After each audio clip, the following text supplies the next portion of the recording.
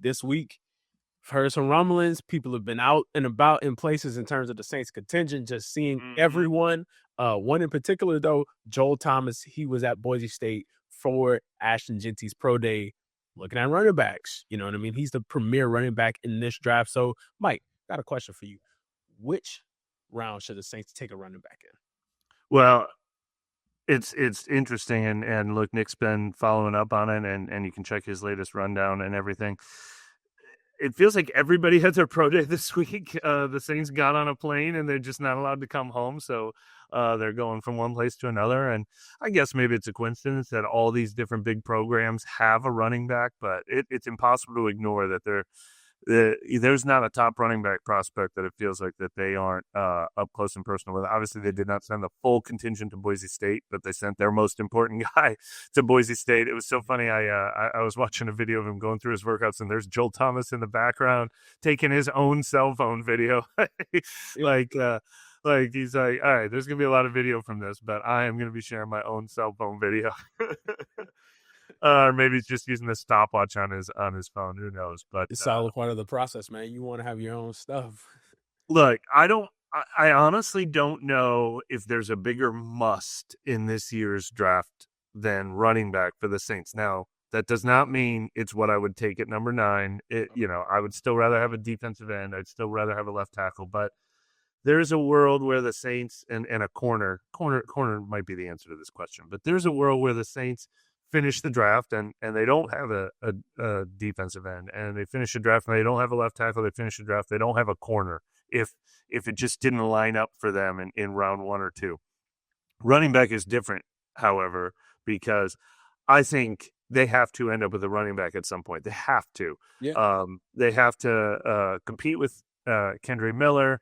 They have to have someone ready to help supplement and replace Alvin Kamara. But more than anything, they're a team with 2 third-round picks and 2 fourth-round picks. So 6 picks in the first 4 rounds, and that's where you can get great running back value. So, yeah, Ashton Genty would be exciting. Ashton Genty might be a game changer. Ashton Genty might be, for some team what Saquon Barkley just was for the Eagles.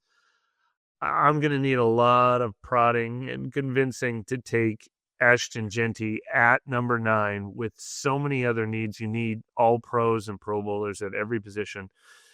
That's half the reason why I wouldn't take a running back at number 9. The other reason is the value seems incredible. It feels like a cheat code in the NFL. The guys that you can get. I mean, if you look at mock drafts right now after Genty, it feels like the Saints could maybe have anybody else possibly at number 40.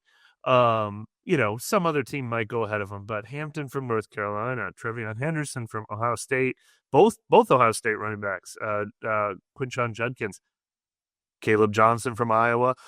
You could get you could potentially get your second favorite running back at 40. I like that value better. I like the value even better in rounds 3 and 4 with those 2 third rounders, with those 2 fourth rounders. You want to make the fans happy? How about end up with Cam Scadaboo in round 4? That would be my favorite thing because it would generate excitement. I think that would be good value. Maybe you'd have to take him with that comp pick at the end of round 3. Yeah. But that's where I want to take it. Dylan Sampson's a guy they just visited with. He's another guy you might be able to get round 3. That's where Trevor Etienne from Georgia. Yeah. He's got the name value on the school, the name value in the family. Yeah. I would love to get him in round 3 or round 4. I mean, that's where I want the Saints to end up with a running back. And I'm not gonna go on an anti-Genty campaign, but I just think there's get your Bucky Irving, with the last pick of round 3. That would be awesome. Right. No, for sure. Not a anti-Genty campaign at all, but there are more pressing needs that you need to address starting for. And, there's been the whole scenario just shuffle going on this entire week with, what if they put this package together and able to get like a top 5 quarterback and, all of that. But we're going to get into that later, actually. But just continue with the running back conversation. No, not anti-Genty at all, but there are more things that you need to address just up front. And personally, that's why I believe they should wait until the 3rd round. Wait until pick 71 to talk about, okay, now it's time to go take a running back. If someone who I know didn't have his best season last year, but has been to sort of that mountaintop as a running back in Ollie Gordon III from Oklahoma State, someone who's, been to the pinnacle, been Big 12 Offensive Player of the Year, won the Doak Award, things like that that have been up there. Someone who has experience a little bit bigger, not as fast, but can complement Alvin in these waning years kind of his contract on this team. And availability is the best ability. He's Yeah. available. He's available. So he'll probably be available to go in.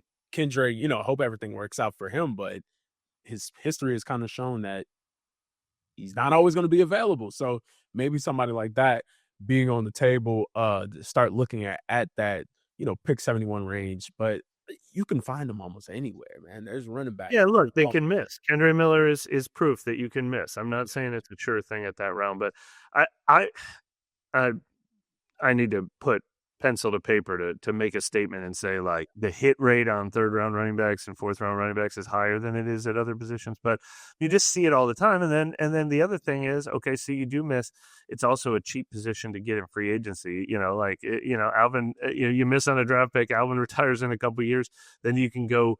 The price tag for anyone other than Saquon Barkley, because he's a one of one. But yeah. going out like the Vikings did, like the Packers did, Josh Jacobs. I mean, like Yeah. it's Texas got Joe Mixon and yeah. yeah, for next to nothing. It's there are so many other ways to get good running backs, to hit on running back besides using a top 10 pick. I'm not saying Genty's not worth a top 10 pick, and I'm not saying running back doesn't matter in the NFL. It's just a position where I see other ways to acquire them, and I don't see that with left tackle, cornerback one, Yep. defensive end one. So that's why I'd rather do it in the middle rounds. Plus, I think you actually find guys who can be really, really good for your team at that stage of the draft too. So just kind of in that pick 71 and down range from there, where would you pick a guard at in relation to a running back?